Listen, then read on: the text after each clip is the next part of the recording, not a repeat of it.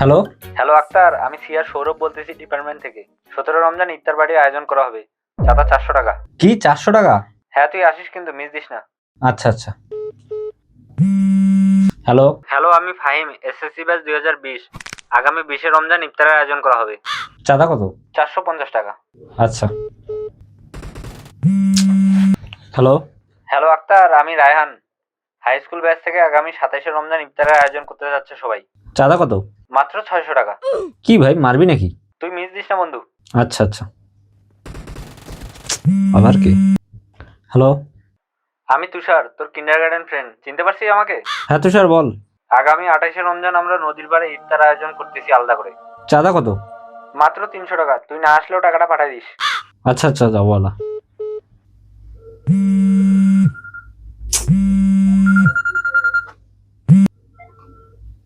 Hello, কোন ইফতার বাড়ি থেকে বলতেছেন?